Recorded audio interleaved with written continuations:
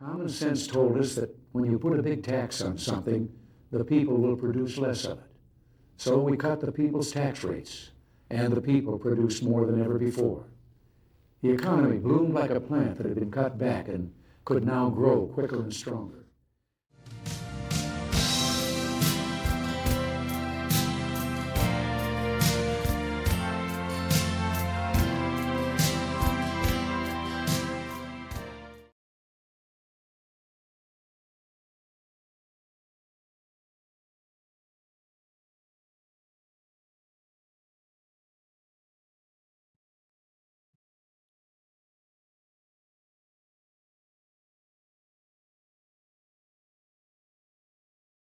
What's up, everybody? It's the Common Sense Conservative coming to you with another reaction video. Today, we are reacting to a video from the Liberal Hivemind. One of my favorite YouTubers, has really great takes and opinions on the hot topics of today. And so we're going to be reacting to this video titled, "This is the most insane tweet ever tweeted." So yeah, let's get into the video, and don't forget to like, share, and subscribe. Help this channel grow, where we can continue to bring you common sense takes on hot topics of today. So let's roll the tape. All right, folks, the New York civil case against the Trump organization has wrapped up, and boy, the final claim made by New York Attorney General Letitia James. Whoa. I mean, whoa. It's some real scathing stuff. This is real, by the way. You'd expect a tweet like this more from a parody account, but no, this is legitimately Letitia James. She first starts off with the whole Mar-a-Lago thing. We've already covered that before. Her assertion is that the appraised value of Mar-a-Lago is $25 million. There's literally small plots of land in that area for the same price, but okay. But then she continues with, they regularly and intentionally pretended that legal restrictions on properties didn't exist to inflate these values. Take the 12 apartments on Park Avenue that they pretended were not rent stabilized. Park Avenue trumps value roughly $50 million. The true value, according to Letitia James, is $739,000. Okay, let's apply some common sense here. First off, Mar-a-Lago, if y'all don't know what that is, that's off of Mar-a-Lago Avenue in South Florida, down by Miami. And it is literally one of the richest, if not the richest places to live in the state of Florida. Anybody lives down in that area. If you're rich, you live there.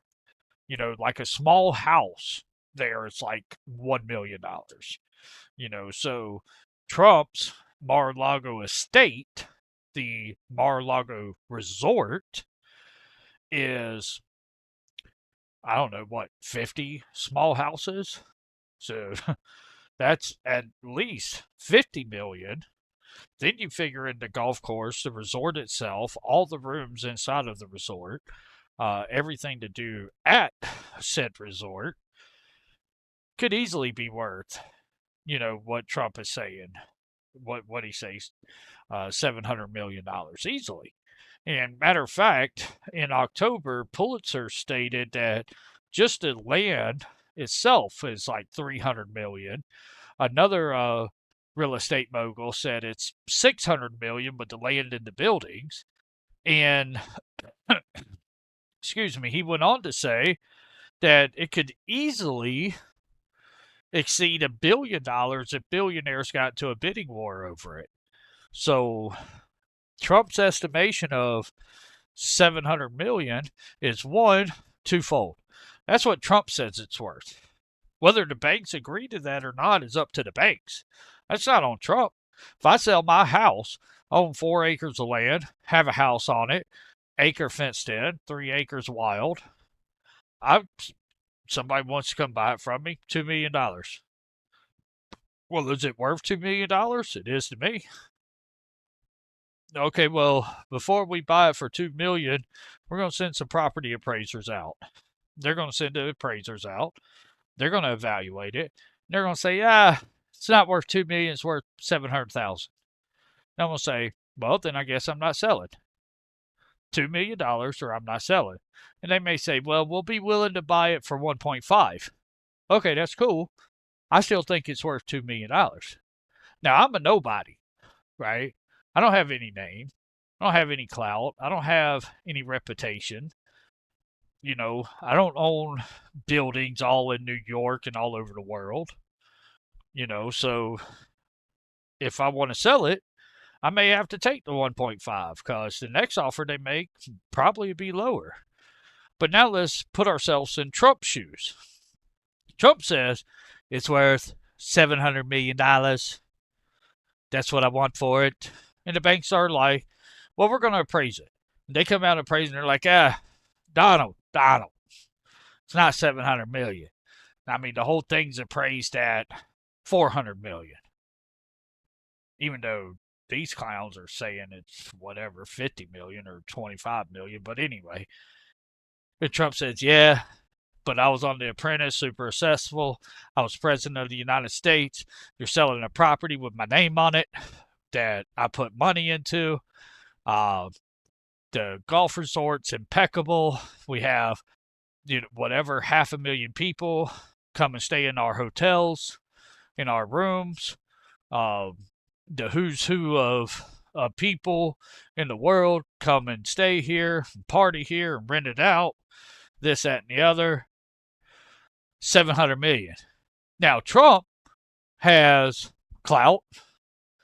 Yeah, he was former president of the United States. He's running for president again, top leading Republican frontrunner. Owns property all over the world. Built half a New York skyline. The banks may say, you know what, Donald J., you're right, 700 million. Let me stroke you a check right now. Give you that loan that you're asking for 700 million. You see, that's what we call an intangible value.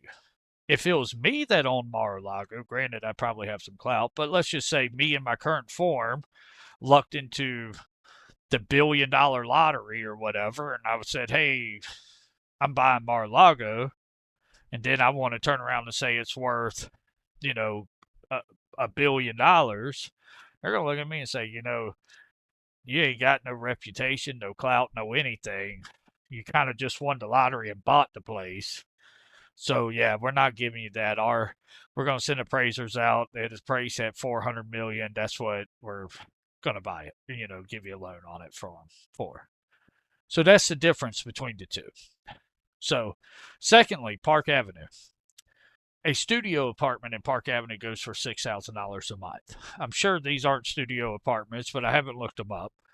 But a 2-bedroom is about $12,000 a month. Now, she said they want to act like they're not rent stabilized. Rent stabilization has nothing to do with the actual value of the property. Because if I sell said property that has rent stabilized units, which usually is only about 20% of the units, so roughly, 2.5 of these units, it still doesn't affect the value of the building itself. And the plot of land it's on. And Park Avenue, as you just heard him say, it's one of the most expensive, most desired places to live in New York. So therefore, Trump's value at whatever it is, $50 million, it's probably undercutting it. Because you got to figure, these things, who knows what they sell for. Just saying. You know, and to give you some background into it, you know, and he didn't mention, like, if it was rent stabilized, blah, blah, blah. Rent stabilization has nothing to do with the value of the property. I can stabilize the rent on my house at $500 a month. That doesn't mean that, 12 months, it's only worth $6,000 a year. And you figure a loan is, say 30 years. So my property's only $180,000 whenever I know I've had a bank appraise my property at $700,000. You see, just because it's rent stabilized has no bearing on the actual value of the property itself. I have no idea what this guy's doing.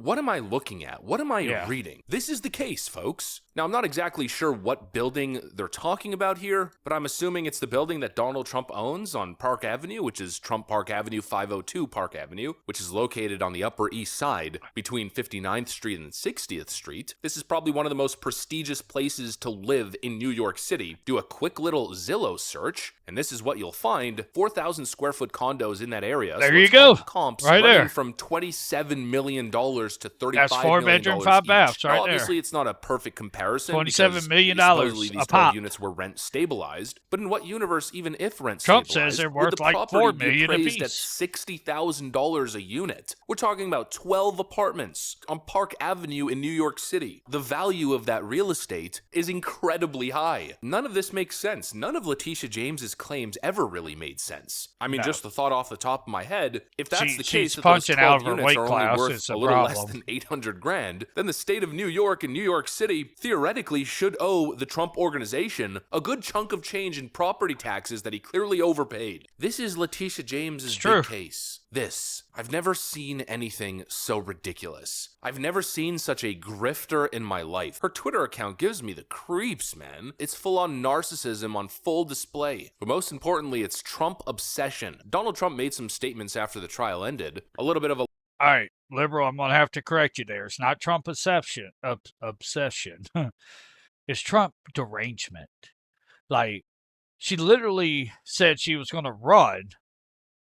She ran on the fact that she literally stated, I'm going to be the biggest pain in the ass for Trump. That's what she said. It's like, I'm going to sue him. We're going to sue him. He's going to get tired of hearing my name. Well, all she's trying to do is get clout first. It would be the same as me saying, you know, I did all this research, I did all this, and yet I only react to Liberal Hivemind videos because he's popular in this sector, in this space, right?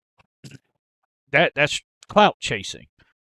You know, I'm giving Liberal. I've mentioned his name 15 times in here. Go watch his channel. If you like the short form videos and not these longer reaction videos, go watch his channel. Trust me, you'll enjoy it. Might learn something. a long clip. I'll try to cut it down, but, you know, it's worth listening to because it's relevant. She's a political hack, the Attorney General. The judge is obviously extremely friendly with the group, and we'll see what happens. I think maybe he may surprise people on a positive side. We'll have to see what happens exactly. But we've proven this case so conclusively. We've asked for directed verdict many times. They don't have any facts. They don't have any evidence against us. Millions and millions of pages, years of litigation, and all politically motivated. She campaigned on a "I will get Trump." If you've ever seen any of her clips, they're horrible clips, actually. The anger, she's got serious Trump derangement syndrome. There's no question about Letitia James. That's what I said. Attorney General of New York. So we've proven our case. There's not one witness against us other than one person who is a deranged. He's got a lot of problems. He's a man who's been convicted of lying. He's a felon, convicted felon, and not a good person. But that's their only witness, and he's now crashed and burned. They have no witnesses. And by the way, that witness took back everything that he said. He took back everything he said in court, took it all back. Think of it, not one witness, millions of pages of document, years of this nonsense, and now it goes on. And one other factor, we won this case already in the Court of Appeals. The Court of Appeals voted in favor of us. But this judge has been very, very slow to accept that opinion because that's not the opinion that he wants. But we won in the Court of Appeals. That's the boss of this judge. He has to know that. That's the story, and I thought we'd come down to 40 Wall Street, which is a great building, and you'd get a chance to see one of the nicest buildings in New York and a convenient place, and I don't have to pay any rent because we have it, and it's been a very successful building. But it's a shame. Hey, Trump, I'll take that that invitation. I'd love to shake your hand. And now we'll see if we're going to get an honest verdict. We didn't have a jury. We had no rights to a jury. It's a statute that's never been used before for a purpose like this. I just watched a certain broadcast, and they said, you know, they've been looking, has it ever been used before? This is a statute that's a consumer fraud statute never been used for anything like this before, and it's a shame. It's really it's a witch hunt in the truest sense of the word. It's election interference, and it just came out. This was just right now. Letitia James visited Joe Biden in the White House numerous times during the Trump witch hunt, and this just came out about 10 minutes ago. I got it.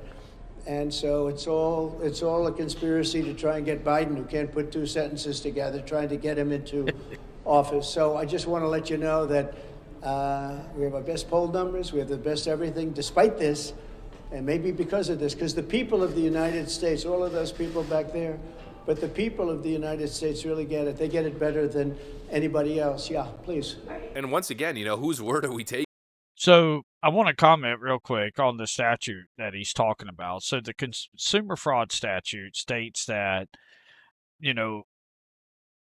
if a large business or organization like the Trump organization were to take actions or loans from the bank, which would then cause the bank not to be able to give loans to smaller businesses due to the fact that he refused to pay them back or put them into litigation over paying them back, whatever the case may be, that's basically, in a nutshell, very short form, very how do you put it, pro tip of what the statute actually does or it's for. Now, what the Attorney General's office is for is to protect those that can't protect themselves from large organizations. So let's just say the Trump organization says, hey, if you sue us, we're going to tie you up in court. And we're going to bankrupt you before you ever see a dollar.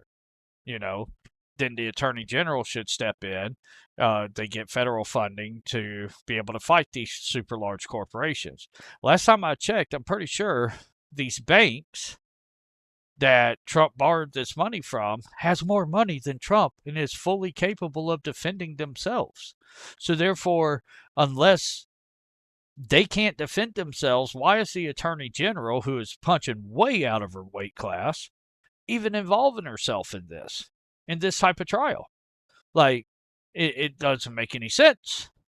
Common sense will tell you, bank has more money. Bank has probably lawyers from here to Bangkok, and they can easily defend themselves against Trump, defrauding them.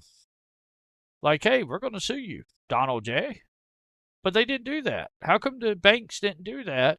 Matter of fact, why did the banks even stand up and say, no, we got all our money back. Nobody was hurt. We got our money plus interest. So what's the issue? You see, so you got a Attorney General who made her entire name, her whole office ran on, we're going to get Trump, and the best she could come up with is a civil fraud case. That don't make a lot of sense, but hey, whatever, I guess. Taxpayers are having to pay for it. I guess that's why Trump is just surging in the polls, but whatever. The lying fake news media hacks and hacks like Letitia James or Donald Trump, who's been proven right time and time again on these exact issues. And once again, he is right. Letitia James is Trump obsessed. It's unreal. I've never seen anything like it. Just scroll through her Twitter. It's crazy. All she ever does is tweet about Donald Trump. Trump this, Trump that, Trump, Trump, Trump, Trump, Trump. Non-stop Trump. I mean, this woman wants you to believe that this property right over here, it's a freaking beachfront castle. I drive by this property regularly. I love the scenic route of the A1A. I go there all the time just for inspiration purposes. It's a freaking compound. It's a freaking castle. But Letitia James wants you to believe that property's worth $25 million.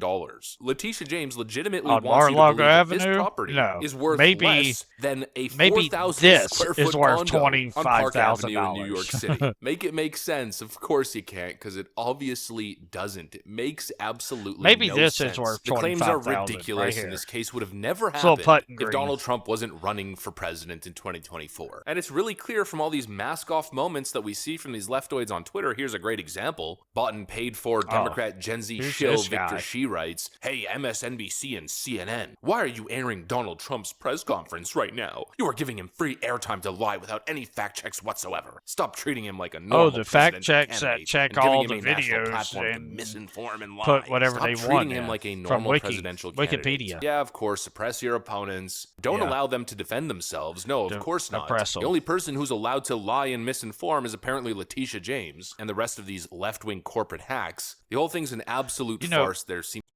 this here, and this is the end of the video, but this here is my problem with people like old Victor Shi here.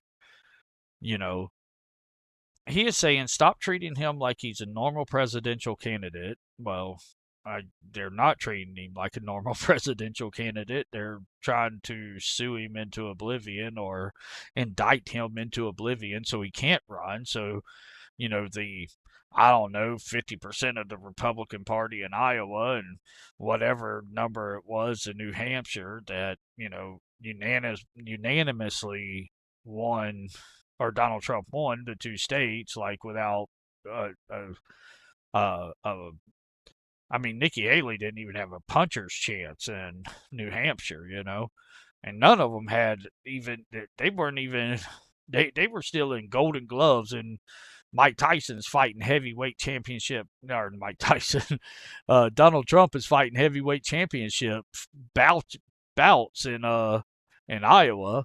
But stop treating him like he's a normal presidential candidate and giving him a national platform to misinform and lie. You see, people like him think you're stupid. They think you're the deplorable. They think you're just a basket of deplorables that need to be reprogrammed because you're apparently unable to go out and do the research yourself to look this stuff up. Anybody in real estate will tell you that rent stabilization means absolutely nothing when it comes to buying and selling a property.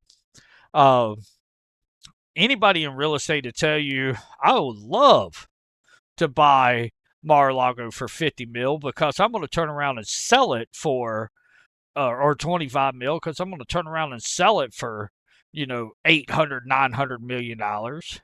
You know, anybody would.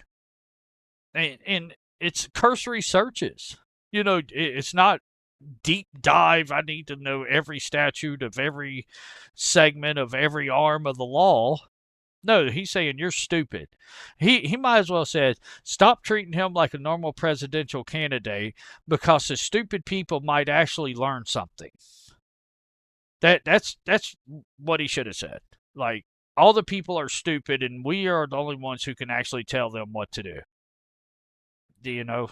Anyway, people like him just get under my skin. Seems to be no merit to this case whatsoever. The claims are completely outrageous, but honestly, in the end, I don't think that's going to matter. I think regardless of the facts of this case, they've already made up their mind. Letitia James already pretty much said the quiet part out loud. Before this trial even began, the judge ruled in our favor and found that Donald Trump did engage in years of significant financial fraud we uncovered. And okay, you stupid woman, you. Before the trial began, the judge ruled in the favor of the state. How is that even possible? No evidence has been produced. No facts have been debated and discussed in open court. And yet, they've already ruled in favor of the prosecution? Now, I'm no lawyer, you know, but last I checked, the burden of proof is on the prosecution, which means they actually have to prove something in court. And then there's this thing called the defendant. So you got the plaintiff, you got the defendant. You got the defendant, and guess what they get to do? I don't know. It's kind of in the name. They get to defend their position. And a judge is supposed to be impartial to either side. A judge, technically, a jury is supposed to be impartial, and the judge is only supposed to interpret the law and give instructions to the jury and make sure that the lawyers are abiding by the rule of law. And yet this judge is like, screw that. We're not going to do a jury. I'm going to be, you know, judge emeritus pro temp, whatever it's called in the legal sector. I'm judge, jury, and executioner. And before you even show up to court, you are guilty. Okay. That's the kind of law we're working with. So, most likely, I think it's pretty likely, If they're going to reach a verdict of guilty, they're going to claim that the Trump organization owes X amount of dollars. It's going to be this big thing. They're going to get their headline because at the end of the day, obviously, that's what this whole thing is about. It's an absolute disgrace. The judge has been horrible. Letitia James is honestly, I'm just going to say it, probably one of the worst human beings I've ever observed. But I guess it's yet again another day experiencing the Democrat definition of democracy. That's what I got for you guys on this one. Hopefully you enjoyed it. If you did, make sure to leave a like and possibly subscribe. Thanks for watching, and I'll see you on the next one. So he's correct. They're going to vote guilty, and then it's going to go to appeal, and then it's going to have to probably get appealed all the way up to the Supreme Court, even though the appellate court in New York has already ruled in favor of Donald Trump. Then it's going to get appealed up to the appellate court, or up to the Supreme Court. And the Supreme Court is going to rule that this woman's out of her mind. You know, it's what it is. It's like, I don't know any other way they can rule, you know, unless they're bought and paid for also. I don't know.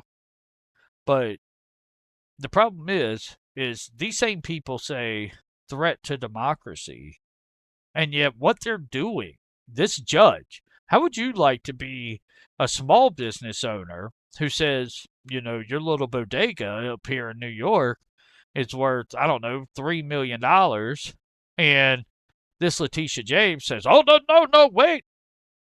It's only appraised at $700,000." And you're like, "Well, here's the profit we turned. Here's this, here's that. You know, here's our cost plus our revenue, and here's the profit margin. It's, you know, 2.8 million. Nope, not 3 million." And then you go in front of this Judge Ingron, I believe that's the judge in this case, and he says, "Well, don't worry, Letitia. We got you. They're guilty already." You don't have the might that Donald Trump has, the money Donald Trump has to fight this and appeal it up to the Supreme Court. So, you know, this is bad on many cases. This is truly subverting democracy. This is, hey, you see what we did to Donald Trump, right? Well, guess what? You don't vote for Joe Biden, you know, we might start looking into your property values of your little small business. This is no different than the extortion that the mobsters did. No different. Anyway, that's what I got for you. Just a little bit of common sense sprinkled in here, just to give some little more clarity on some of the talking points that Liberal Hivemind had. And like I said, if you want to watch this video in its entirety without overlay and commentary, you can find a link in the description down below. Outside of that, let's hear from the man, the myth, the legend, once again, Mr. Ronald Reagan. Common sense told us that when you put a big tax on something, the people will produce less of it. So we cut the people's tax rates, and the people produced more than ever before. The economy bloomed like a plant that had been cut back and could now grow quicker and stronger.